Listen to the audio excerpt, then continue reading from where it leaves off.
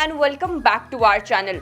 तो आजकल काफी सारे लोगों की जो लाइफ है ना, ये ऑटो पायलट मोड पर चल रही है। वो क्या कर रहे हैं, उनकी लाइफ में क्या हो रहा है, उन्हें किसी भी चीज के बारे में कुछ पता नहीं है। ना उन्होंने अपनी लाइफ को लेकर कोई प्लान्स बनाए हैं और ना ही आने वाले फ्यूचर के लिए उनके कोई गोल्स हैं। बस जैसे जैसे लाइफ चलती जा रही है, जैसे जैसे चीजें होती जा रही हैं, उसके हिसाब से वो काम करते जा रहे हैं। उनका एक सिंगल रूटीन है, सुबह उठना, ऑफिस जाना, ऑफिस में काम करना, ऑफिस से वापस आना, उसके बाद नेटफ्लिक्स देखना, खाना ऑर्डर करना बाहर से और चुपचाप सो जाना और नेक्स्ट टाइम नेक्स्ट डे वही चीज को रिपीट करना। ऐसे लोग कभी भी बैठकर आराम से किसी शांति भरी जगह में ये नहीं सोचते हैं कि फ्यूचर में वो अपनी लाइफ में क्या करने वाले हैं। और उसके बाद आते हैं दूसरी कैटेगरी के लोग जो कि एक्टिवली अपनी लाइफ को प्लान करते हैं, उसमें इन्वॉल्व होते हैं और उन्हें उनकी लाइफ में क्या हो रहा है, क्या नहीं हो रहा है, हर छोटी चीज की जानकारी होती है। वो हर छोटी सी छोटी चीज को ट्रैक करते हैं और उन्हें पता होता है कि एक छोटी सी छोटी चीज उनकी लाइफ में ओवरऑल क्या इंपैक्ट डाल सकती है। ये लोग ऑफिस जाते हैं, अपना काम करते हैं, लेकिन जब वीकेंड आता है तो आराम से बैठकर अपने फ्यूचर के लिए सोचते हैं, फ्यूचर के लिए गोल्स बनाते हैं और एक प्लान डिसाइड करते हैं कि कैसे वो अपने उन गोल्स को फुलफिल करेंगे। तो अगर आप भी ऐसे लोगों के बारे में जानते हैं या ऐसे लोगों में से कोई आपका दोस्त है जिनकी लाइफ सिर्फ कट रही है, तो उनके साथ इस वीडियो को शेयर जरूर कर दीजिएगा, क्योंकि आज के वीडियो में हम बात करने वाले हैं ऐसे 10 पर्सनल फाइनेंस मिस्टेक्स की। अगर आप अपने पर्सनल फाइनेंस प्लान में से इन मिस्टेक्स को रिमूव कर देते हैं तो 100% आप अपने लिए बहुत सारा पैसा सेव कर पाएंगे और उसे ढंग से इन्वेस्ट भी कर पाएंगे। तो चलिए अब जल्दी से वीडियो को स्टार्ट करते हैं, लेकिन उससे पहले अगर आपने हमारे चैनल को अभी तक सब्सक्राइब नहीं किया है तो प्लीज हमारे चैनल को सब्सक्राइब कर लीजिए, बेल आइकन को भी प्रेस कर दीजिएगा ताकि ऐसी और वीडियोस की नोटिफिकेशन आपको मिलती रहे। और अगर आप इन्वेस्टमेंट करना चाहते हैं लेकिन आपके पास डीमैट अकाउंट नहीं है तो डिस्क्रिप्शन में लिंक दिया गया है, आप जाकर वहां से फ्री में अपना डीमैट अकाउंट ओपन करवा सकते हैं। चलिए स्टार्ट करते हैं वीडियो को और डिस्कस करते हैं हमारी 10 पर्सनल फाइनेंस मिस्टेक्स। तो हमारी जो पहली मिस्टेक है ये है नॉट बजटिंग प्रॉपर्ली। अब बहुत सारे लोग क्या करते हैं, जैसे कि मैंने आपको बताया कि उनकी जो लाइफ है ये ऑटो पायलट मोड पर चल रही है, तो उन्हें पता ही नहीं होता कि वो कितने एक्सपेंसेस कर रहे हैं, क्योंकि वो अपने एक्सपेंसेस को कभी ट्रैक ही नहीं करते हैं, कभी बजट ही नहीं बनाते हैं अपने लिए कि कितने एक्सपेंसेस उनके एक मंथ में हो जाते हैं, उसमें से कौन से ऐसे एक्सपेंस है जो फिक्स्ड एक्सपेंस है जिन्हें अवॉइड नहीं किया जा सकता और कौन से ऐसे एक्सपेंस हैं जो लाइफस्टाइल एक्सपेंस हैं, मतलब उन्हें अवॉइड कर सकते हैं, उन्हें कम कर सकते हैं ताकि हमारे पास पैसा बचे और उस पैसे को हम आगे इन्वेस्ट कर पाए। तो अगर आप प्रॉपर बजटिंग नहीं करते हो अपने एक्सपेंसेस की, अपने स्पेंडिंग की, तो आप मुझे बताओ कि कैसे आपको पता चलेगा कि मंथली बेसिस पर आप कितने पैसे बचा पाते हो। और अगर आप पैसे बचा नहीं पाओगे तो आप फ्यूचर के लिए पैसे को इन्वेस्ट कैसे कर पाओगे। तो इसलिए अगर आप इन्वेस्टमेंट जर्नी शुरू करने के बारे में सोच रहे हो तो वो बाद में करना, सबसे पहले एक बजटिंग प्लान बनाइए अपने लिए, अपने सारे एक्सपेंसेस को। अगर आपने अभी तक ये नहीं किया है काम तो आज कर लीजिए, सारे एक्सपेंसेस को नोट डाउन करिए एक एक्सेल शीट के अंदर और उसके बाद देखिए कि उसमें से कौन से ऐसे एक्सपेंसेस हैं जो आपके अनअवॉइडेबल एक्सपेंसेस है, जैसे कि रेंट हो गया, ग्रोसरीज हो गई, ये ऐसे एक्सपेंसेस हैं जो आप अवॉइड नहीं कर सकते, जो आपको करना ही है। और उसके बाद आपके लाइफस्टाइल से रिलेटेड एक्सपेंसेस होते हैं, जहां पे आपके वांट्स होते हैं और उनके ऊपर आप खर्चा करते हो। तो देखिए जैसे जैसे हमारी सैलरी इंक्रीज होती है हम अपनी लाइफस्टाइल एक्सपेंसेस को भी इंक्रीज कर देते हैं, लेकिन अगर आप ऐसा करते हो तो आप अपने लिए पैसे को सेव नहीं कर पाओगे और आगे उसे इन्वेस्ट भी नहीं कर पाओगे। तो ये कैटेगराइजेशन करो सबसे पहले कि कौन कौन से एक्सपेंसेस किस कैटेगरी में आते हैं, उसके बाद अपने लिए एक प्लान डिसाइड करो कि इतने एक्सपेंसेस आप अपनी लाइफस्टाइल पे करना अफोर्ड कर सकते हो और इतने एक्सपेंसेस आपको अवॉइड करने हैं पैसे बचाने के लिए, ताकि आप वो पैसा सेव कर सको और आगे उसे इन्वेस्ट कर सको। चलिए अब बात करते हैं हमारी नेक्स्ट मिस्टेक के बारे में। तो ये भी काफी ज्यादा इंपॉर्टेंट है, लोग इमरजेंसी फंड्स नहीं बनाते। If you are ignoring emergency funds तो आप एक बहुत बड़ी गलती कर रहे हो, क्योंकि आपकी जो लाइफ है, हम सबकी जो लाइफ है, ये काफी ज्यादा अनप्रेडिक्टेबल है। हमें नहीं पता कि आने वाले टाइम में क्या अनफोर्सीन इवेंट्स हो सकते हैं और उसका हमारी लाइफ के ऊपर क्या इम्पैक्ट हो सकता है, हमारे फाइनेंसेस के ऊपर क्या इम्पैक्ट हो सकता है। हो सकता है कि आने वाले टाइम में आपकी जॉब चली जाए या फिर ऐसी कोई चीज हो जाए जिस पर काफी ज्यादा पैसा खर्च हो जाए, उस टाइम पर आपके पास पैसा नहीं बचेगा और आपके लिए अपने डे टू डे एक्सपेंसेस को मैनेज करना भी मुश्किल हो जाएगा। इसलिए पहले से एक इमरजेंसी फंड को बिल्ड करना और उस पैसे को एक सेफ जगह पे इन्वेस्ट करके रखना बहुत इंपॉर्टेंट होता है। अगर आप अपने लिए एक इमरजेंसी फंड बना भी रहे हो तो आपको पता ही होगा कि आपको अपने 6 मंथ्स के एक्सपेंसेस के हिसाब से एक इमरजेंसी फंड बनाना चाहिए और उसके बाद आपको उसे अपने सेविंग्स अकाउंट में नहीं रखना है, बल्कि ऐसी जगह इन्वेस्ट करना है जो कि सेफ जगह है इन्वेस्ट करने के लिए और जहां से पैसे आसानी से विड्रॉ किए जा सकते हैं, मतलब वहां पे लिक्विडिटी भी अच्छी है। अगर आप अपने लिए एक इमरजेंसी फंड को बिल्ड करते हैं, जो अनफोर्सीन इवेंट्स आपकी लाइफ में होते रहते हैं उसके लिए आप पहले से रेडी रहोगे और वो इवेंट्स कभी भी आपके ऊपर एक डेट बर्डन क्रिएट नहीं करेंगे। Mistake number 3, not investing your money. तो देखिए, मैंने आपको सबसे पहले बताया कि आपको बजटिंग करनी है, आपको एक बजट प्लान बनाना है अपने सारे एक्सपेंसेस का।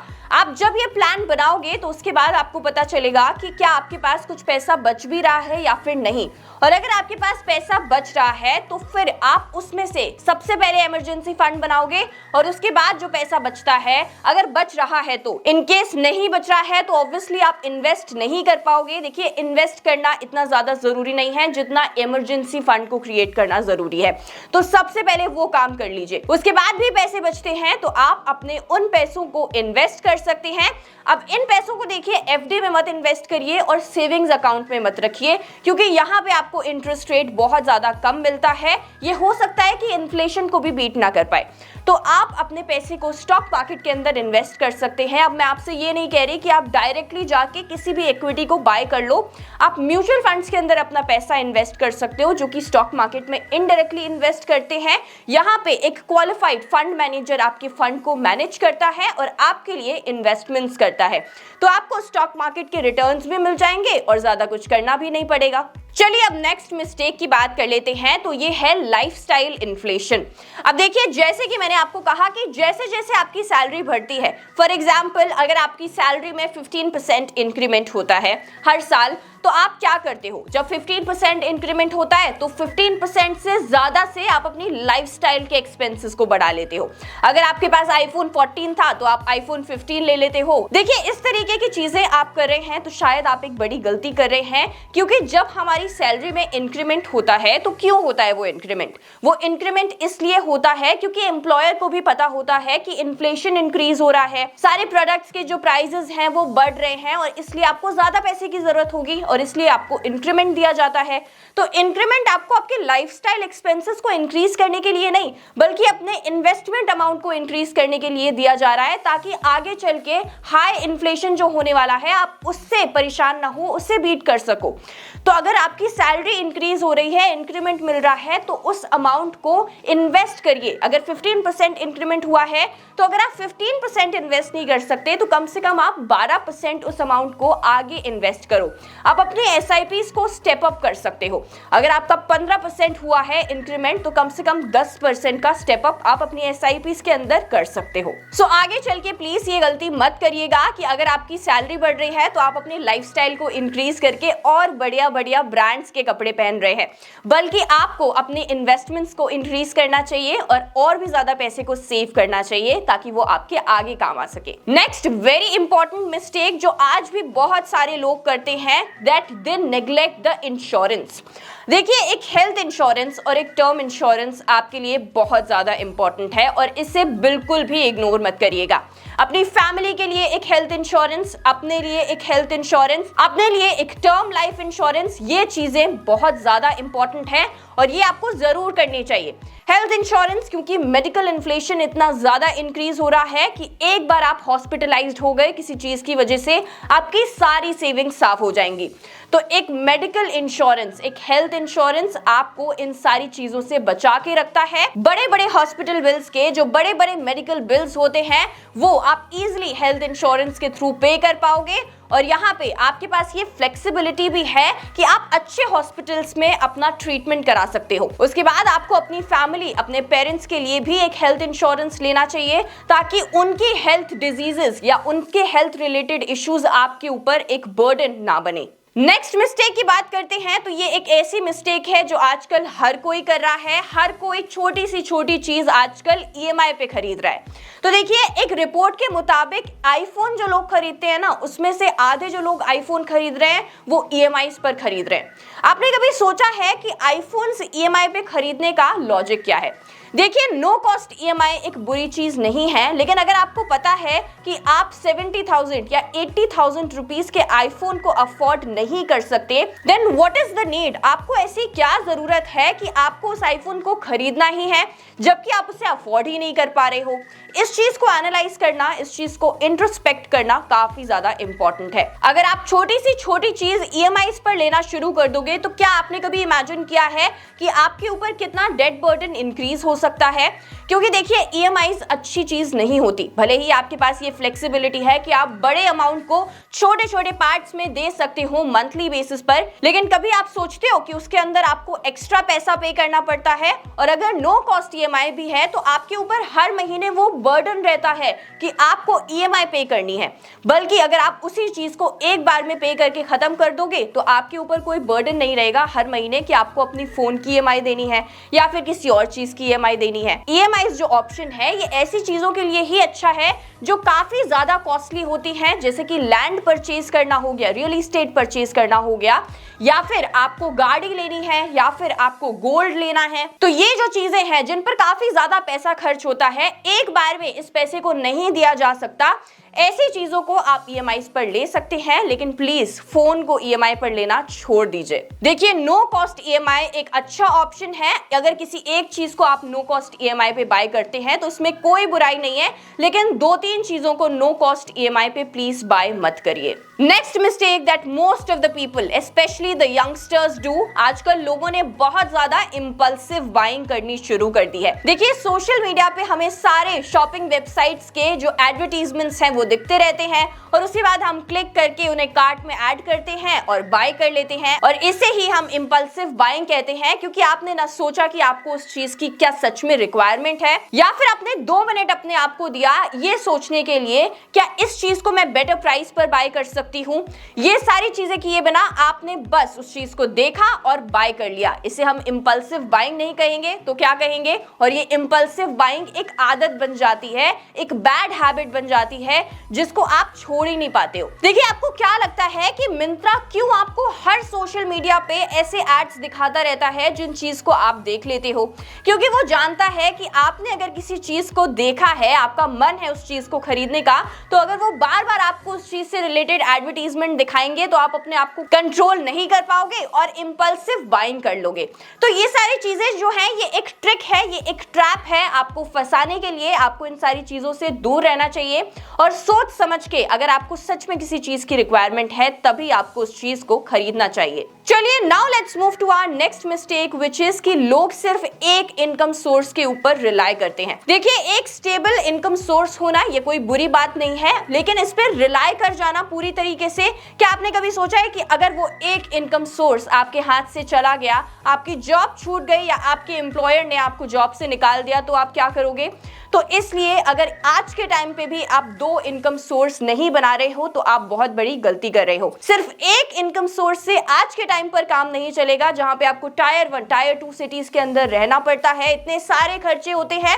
तो अपने लिए एक दूसरे इनकम सोर्स को जरूर बनाइए। मैं आपसे ये नहीं कह रही कि आप बिना कुछ सोचे बिजनेस खोल लो। देखिए, 2 इनकम सोर्सेस का मतलब है कि एक आप पैसिव इनकम सोर्स बना सकते हो जिसके अंदर काफी सारी चीजें आ सकती हैं।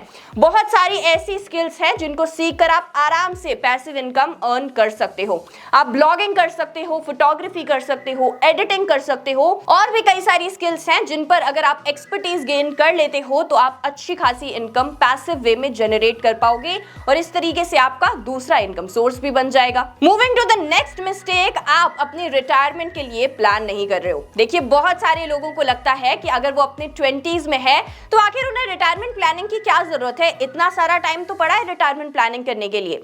लेकिन यहीं पे आप बहुत बड़ी गलती कर देते हो, क्योंकि आप नहीं जानते कि जितनी जल्दी आप अपनी रिटायरमेंट के लिए प्लानिंग करना शुरू कर दोगे उतनी इजीली, उतनी जल्दी आप रिटायरमेंट ले पाओगे। अगर आपको जल्दी रिटायरमेंट लेना है और उसके बाद आराम से अपनी लाइफ जीनी है तो अर्ली रिटायरमेंट के लिए अभी से प्लानिंग करना शुरू कर दीजिए और इसको एक हैबिट बना लीजिए कि आपको कुछ पोर्शन अपनी इनकम का अपने रिटायरमेंट के लिए देना ही होगा, इन्वेस्ट करना ही होगा, क्योंकि वो एक ऐसी चीज है जो इनएविटेबल है। आप चाहे कितना भी इस फैक्ट से दूर भागें कि आखिर हमें क्यों अभी से रिटायरमेंट प्लानिंग के लिए इन्वेस्ट करने की जरूरत है, कल किसने देखा है। लेकिन एक चीज तो आप भी जानते हो कि रिटायरमेंट प्लानिंग तो आपको करनी ही होगी, क्योंकि रिटायरमेंट तो आने ही वाली है, चाहे आप उसका इंतजार करो या फिर उस चीज को अवॉइड कर दो। चलिए अब last but not the least एक इंपॉर्टेंट मिस्टेक की और बात कर लेते हैं, जो कि है नॉट डॉक्यूमेंटिंग मनी। देखिए, बहुत सारे लोग इन्वेस्टमेंट्स तो करते हैं लेकिन उन्हें डॉक्यूमेंट करना भूल जाते हैं। अब आपने कभी सोचा है कि अगर आप इन्वेस्टमेंट कर रहे हो और आपकी फैमिली में से किसी को भी पता नहीं है कि आप कहां-कहां इन्वेस्ट कर रहे हो, कल खुदा ना खास्ता आपको कुछ हो जाता है तो उनको कैसे पता चलेगा? तो इसके लिए अपनी सारी इन्वेस्टमेंट्स को डॉक्यूमेंट करना काफी ज्यादा इंपॉर्टेंट है, ताकि आपके जाने के बाद आपकी फैमिली को पता हो कि आपने कहां-कहां पैसा इन्वेस्ट कर रखा था और वो उस चीज का बेनिफिट उठा सके। That was all for today's video, जहां पे हमने बात करी कि कैसे ये पर्सनल फाइनेंस मिस्टेक अगर आप अवॉइड करते हो तो आप काफी सारे पैसे बचा सकते हो अपने और एक इन्वेस्टमेंट हैबिट भी अपने लिए क्रिएट कर सकते हो। वीडियो को ज्यादा से ज्यादा प्लीज अपने उन दोस्तों के साथ शेयर कर देना जिनका कोई फाइनेंशियल डिसिप्लिन नहीं है। हमारे चैनल को ऐसे और वीडियोस के लिए सब्सक्राइब कर लीजिए। Thank you so much for watching. I will see you in the next one.